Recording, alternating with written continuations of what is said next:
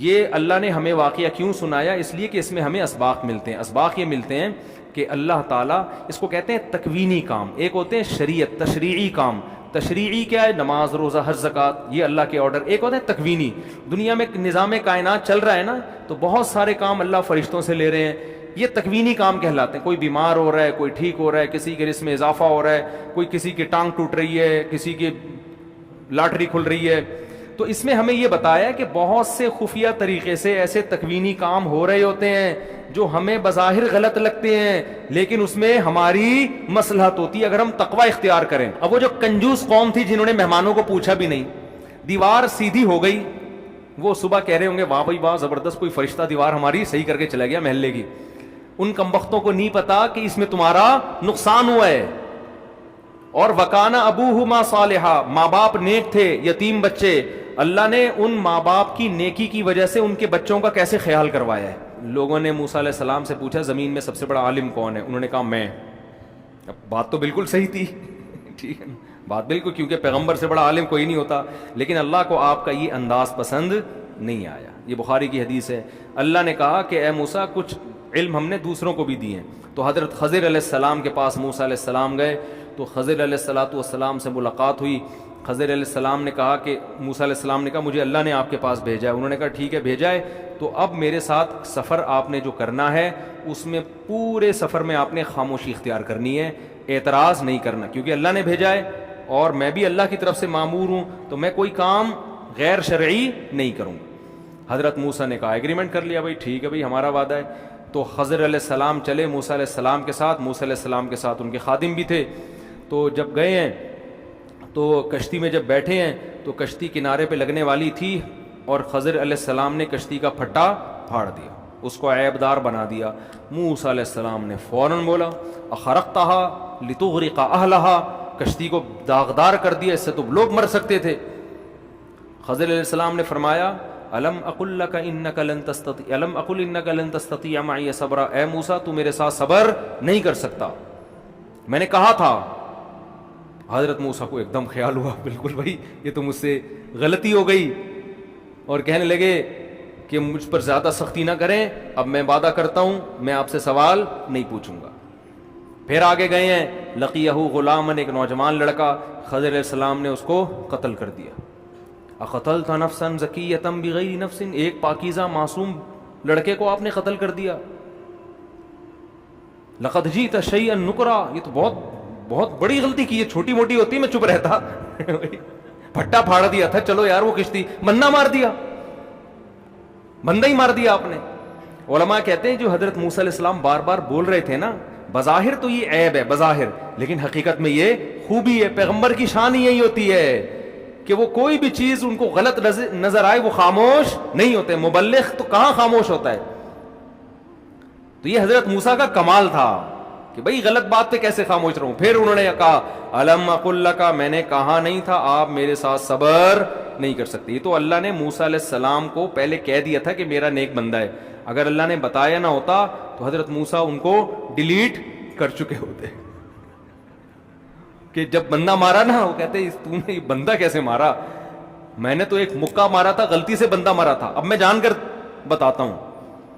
تو موسیٰ علیہ السلام نے کیا کیا، ان کو اعتراض کیا کہ ایک معصوم لڑکے کو آپ نے قتل کر دیا. انہوں نے کہا میں نے کہا تھا کہ آپ میرے ساتھ صبر نہیں کر سکتے. حضرت موسیٰ نے فرمایا ان سألتک عن شیء بعدہا فلا تصاحبنی، بس میری سزا یہ ہے کہ اگر اب میں آپ کے کسی کام پہ اعتراض کروں تو آپ کا راستہ الگ میرا راستہ الگ. اپنی سزا خود ہی تجویز کر دی. آگے گئے ہیں، مسافر تھے ایک بستی میں ٹھہرے، ان لوگوں سے کہا بھئی ہم مسافر لوگ ہیں، تھوڑا سا مسافروں کے لیے اکرام کا انتظام ہو جائے. بستی والے ایک نمبر کے کنجوس لچڑ، ایک حالانکہ مسافروں کی تو ہر آدمی خدمت کرتا ہے نا، مدد کرتا ہے، فخر کرتا ہے، بستی والوں نے کچھ بھی نہیں دیا. ایک دیوار گرنے والی تھی، حضرت خضر علیہ السلام نے اس دیوار کو سیدھا کر دیا. موسیٰ علیہ السلام نے فرمایا ہم پہلے ہی مسافر ہیں، بھوک لگ رہی ہے، کھانے کے پیسے ہیں نہیں، یہ ایک موقع آیا تھا پیسے کمانے کا، اجرت کمانے کا، آپ دیوار سیدھی کر دیتے، ہم نے منع نہیں کیا، لیکن ان سے کہتے بھائی اتنا کمیشن لوں گا پھر میں دیوار سیدھی کر دوں گا. حضرت خضر نے فرمایا ھذا فراق بینی و بینک، اب میرا اور آپ کا راستہ کیا ہے، جدا. نبی صلی اللہ علیہ وسلم، یہ تو قرآن میں واقعہ ہے، جب نبی نے حدیث میں یہ واقعہ سنایا آپ نے فرمایا اللہ موسیٰ پہ رحم کرے، تھوڑا صبر کر لیتے اور کچھ چیزیں ہمارے سامنے آ جاتی۔ تو جلالی پیغمبر تھے نا، اور دیکھو ایسے جلالی پیغمبر قوم کیسی نالائق ملی ہے، قوم بالکل ہی الٹی، کتنا ستایا ہوگا۔ تبھی حدیث میں ایک موقع پر کسی نئے ایک شخص اسلام قبول کیا، ان کے دل میں ظاہر ہے جو نئے نئے مسلمان ہو رہے تھے فتح مکہ کے بعد، فوری طور پر اسلام دل میں راسخ نہیں ہوا تھا، تو کسی نے اعتراض کیا مال غنیمت پہ کہ اس دفعہ مال غنیمت میں انصاف نہیں ہوا۔ آپ صلی اللہ علیہ وسلم کا چہرہ غضب سے سرخ ہو گیا اور فرمایا کہ پیغمبر اگر غنیمت میں انصاف نہیں کریں گے تو کون کریں گے؟ یہ تو کتنا بڑا اعتراض ہے۔ پھر آپ نے فرمایا اللہ موسیٰ پہ رحم کرے، انہیں اس سے زیادہ ستایا گیا اور انہوں نے صبر کیا۔ یعنی نبی کو ہمارے موسیٰ علیہ السلام کے صبر کی قدر ہوئی کہ ایک اعتراض میرے اوپر، جو مجھ پر ایمان لا چکے انہوں نے کیا تو مجھے کتنی تکلیف ہوئی نا۔ ایک اعتراض کافر کی طرف سے ہوتا ہے اور ایک مومن کی، تو اپنوں پر تو اعتراض کوئی کرے تو اس سے تو بڑی تکلیف۔ تو آپ صلی اللہ علیہ وسلم کا چہرہ انور سرخ ہوا غضب سے، فرمایا کہ اگر پیغمبر غنیمت میں عدل نہیں کریں گے تو کون کرے گا؟ پھر آپ نے فرمایا اللہ موسیٰ پہ رحم کرے جن کو اس سے زیادہ ستایا گیا اور انہوں نے صبر کیا۔ تو حدیث کا مطلب یہ نہیں کہ معاذ اللہ موسیٰ علیہ السلام بے صبرے تھے، یہ تو ایک جزوی واقعہ تھا، اس لیے آپ نے فرما دیا کہ اللہ موسیٰ پہ رحم کرے، اگر صبر کرتے تو اور بھی بہت سارے واقعات سامنے آ جاتے۔ پھر ان خضر علیہ السلام نے بتایا کہ میں نے یہ کیوں کیا ہے، یہ سب اللہ کے حکم پہ کیا ہے۔ پہلا کام، وہ کشتی جس کو میں نے توڑ کے برابر کی توڑ دیا، وجہ اس کی یہ تھی وہ کسی آگے ظالم بادشاہ تھا، عیب دار کشتی کو چھوڑ دیتا تھا اور جو کشتی صحیح سالم ہوتی تھی اس کو رکھ لیتا تھا۔ تو اللہ نے چاہا کہ یہ کشتی اس ظلم سے بچ جائے۔ یہ ایک پھٹا تو بعد میں لگانا آسان ہے نا، لیکن پوری کشتی چھڑوانا بڑا مشکل کام ہے۔ دوسرا کام، وہ جو نوجوان کو میں نے قتل کیا، اللہ کے علم میں یہ بات تھی یہ بڑا ہو کر اپنے والدین کا باغی بنے گا، اس کے ماں باپ نیک انسان تھے، اللہ نے ارادہ کیا کہ اس کو موت دے کر اس کے بدلے میں کوئی نیک صالح بیٹا دیں ان کو، تو اللہ کے حکم پر میں نے اس کو قتل کر دیا۔ اور تیسرا، جو دیوار تھی اس کے نیچے یتیم بچوں کا خزانہ تھا، اور وکانا ابوہما صالحا، ان کے والدین نیک صالح تھے۔ تو اگر یہ دیوار گر جاتی، محلے کے کنجوس لوگ، یہ جنہوں نے ہمیں اکرام بھی نہیں کیا ہمارا، یہ سارے اس کروڑوں روپے کے خزانے کے مالک بن جاتے۔ تو اللہ نے ارادہ کیا کہ یہ دیوار ابھی نہ گرے، بچے جوان ہو جائیں گے، مضبوط بن جائیں گے، پھر ان کو پتہ چلے گا ہمارے والدین نے یہاں خزانہ دفن کیا تھا، تو والدین کے خزانہ ان کی ملکیت میں آئے گا۔ تو یہ اللہ نے ہمیں واقعہ کیوں سنایا؟ اس لیے کہ اس میں ہمیں اسباق ملتے ہیں۔ اسباق یہ ملتے ہیں کہ اللہ تعالیٰ، اس کو کہتے ہیں تکوینی کام، ایک ہوتے ہیں شریعت تشریعی کام۔ تشریعی کیا ہے؟ نماز، روزہ، حج، زکوٰۃ، یہ اللہ کے آرڈر۔ ایک ہوتے ہیں تکوینی، دنیا میں نظام کائنات چل رہا ہے نا، تو بہت سارے کام اللہ فرشتوں سے لے رہے ہیں، یہ تکوینی کام کہلاتے ہیں۔ کوئی بیمار ہو رہا ہے، کوئی ٹھیک ہو رہا ہے، کسی کے رزق میں اضافہ ہو رہا ہے، کوئی کسی کی ٹانگ ٹوٹ رہی ہے، کسی کی لاٹری کھل رہی ہے، تو اس میں ہمیں یہ بتایا کہ بہت سے خفیہ طریقے سے ایسے تکوینی کام ہو رہے ہوتے ہیں جو ہمیں بظاہر غلط لگتے ہیں، لیکن اس میں ہماری مصلحت ہوتی ہے اگر ہم تقوی اختیار کریں۔ اب وہ جو کنجوس قوم تھی جنہوں نے مہمانوں کو پوچھا بھی نہیں، دیوار سیدھی ہو گئی، وہ صبح کہہ رہے ہوں گے واہ بھائی واہ، زبردست، کوئی فرشتہ دیوار ہماری صحیح کر کے چلا گیا محلے کی۔ ان کمبختوں کو نہیں پتا کہ اس میں تمہارا نقصان ہوا ہے۔ اور وکانا ابوہما صالحا، ماں باپ نیک تھے، یتیم بچے، اللہ نے ان ماں باپ کی نیکی کی وجہ سے ان کے بچوں کا کیسے خیال کروایا ہے کہ غیب سے اللہ ان کے خزانوں کی حفاظت کر رہا ہے۔ اس میں ہمیں سبق ملتا ہے، آپ اگر نیک ہیں اس کی برکتیں آپ کی اولاد میں ٹرانسفر ہوتی ہیں، سمجھتے ہو؟ اسی طرح وہ ماں باپ تو سوچ رہے ہوں گے ہمارا نوجوان لڑکا مر گیا، ہائے پتہ نہیں کوئی انون آدمی قتل کر کے چلا گیا، بھائی اچھا سوچو یہ تمہارے حق میں کیا ہوا ہے، بہتر ہوا ہے۔ اب ہمیں نہیں پتا کیا بہتر، لیکن جو ہوا ہے بہتر ہوا ہے۔ تو اللہ تعالیٰ غیب میں کچھ تکوینی کام کر رہے ہوتے ہیں، وہ اللہ فرشتوں سے بھی لے سکتے ہیں، انسان سے بھی لے سکتے ہیں کام، لیکن اس کا یہ مطلب نہیں ہے کہ آپ کسی انسان کو یہ خضر سمجھنا شروع کر دیں کہ یہ اللہ شاید اس سے بھی کوئی تکوینی کام لے رہا ہو۔ یہ جو عامل وامل ہیں ان سے بالکل متاثر ہونے کی ضرورت نہیں ہے۔ اگر آج کوئی بندہ کسی کو قتل کرے اور کہے اللہ کی طرف سے مجھے حکم تھا کہ یہ معصوم جان ہے، تو آپ اس بیس پر وہ رہا نہیں ہو سکتا, اس پہ کیس چلے گا اور پھانسی پہ اس کو لٹکایا جائے, کیونکہ خضر علیہ السلام کے بارے میں تو موسیٰ علیہ السلام کو وحی ہوئی تھی نا, اور وہی دلیل قطعی ہوتی ہے.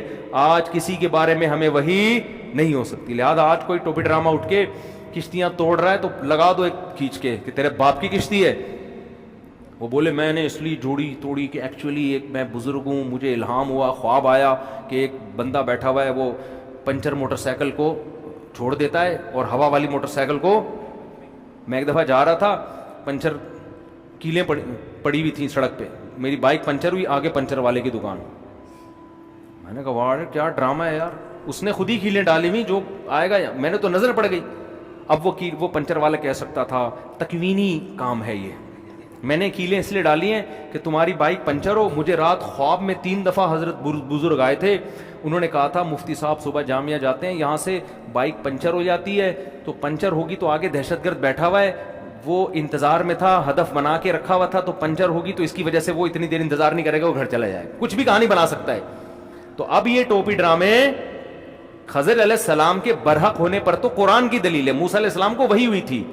آج کوئی یہ نہیں کر سکتا, کیونکہ خضر علیہ السلام کے نام پہ آج بہت سے لوگ چورن بیچ رہے ہیں بیٹھ کے, یعنی ان کے نام کا مطلب ان کی دلیل دے کے کہ یار وہ بھی تو تکوینی کام کر رہے تھے نا, تو ہم بھی یہ کر رہے ہیں. ہم یعنی ہمارے جتنے الٹے الٹے کام ہیں ان میں کوئی راز ہے, راز یہ کیا ہے, بہت پہنچے ہوئے بزرگ ہیں بھائی, یہ کچھ بھی الٹا پلٹا کر رہے ہیں, کچھ ہے. روحانی ٹوپی ڈراموں کی آپ باتیں سنیں نا, ایک لفظ بھی سمجھ میں نہیں آئے گا بول کیا رہا ہے. موکل, ایسی ایسی باتیں کریں گے یہ, بس یہ وقت پورا ہو گیا ہے. موکل کرتے ہیں نا ہمزاد اور پتہ نہیں کیا, آپ کی کھوپڑی میں آئے گا ہی نہیں, نہ آپ نے یہ فزکس میں پڑھی نہ کیمسٹری میں, آپ بولیں گے پتہ نہیں کیا ہے. اس کے مرید کہیں گے یہی تو پہنچے ہوئے ہونے کی علامت ہے, ایسی باتیں جو آپ کے باپ کو بھی پتہ نہیں ہے. تو اس لیے سیدھا ہم اس کے مکلف ہیں, جو غلط کرے گا اس کو سزا ملے گی, جو صحیح کرے گا اس کو جزا ملے گی. بہت دور اندیش نتائج کے ہم مکلف نہیں ہے. تو 100 دفعہ بھی خواب آ جائے, اب خواب کی بیس پہ آپ کسی کو نقصان نہیں پہنچا سکتے. سمجھتے ہو, دیوار سیدھی کر سکتے ہو, دیوار گرا نہیں سکتے. بندے کو علاج کر کے ٹھیک کر سکتے ہو. خواب کی بیس پہ, اب ڈاکٹر صاحب کینسر کا علاج کر رہے تھے, کسی کا ان کو خواب آیا یہ بچہ اللہ کا نافرمان بنے گا, ماں باپ کو ستائے گا, ملک اور قوم کے لیے نقصان کا سبب بنے گا. صبح اٹھ کے انہوں نے زہر کا انجیکشن لگا دیا اسے, اور کہہ رہے ہیں مجھے 3 دن سے مسلسل یہ خواب آ رہا ہے. تو ڈاکٹر صاحب آ جاؤ, گڈی نو سائڈ تے لا دو, گڈی نو سائڈ تے لاؤ, شاباش, کیس چلے گا آپ کے اوپر اور آپ کے بھی اسی قسم کا ٹیکا ٹھوکا جائے گا. تو اس لیے اس واقعے سے کوئی دھوکہ نہ کھائے.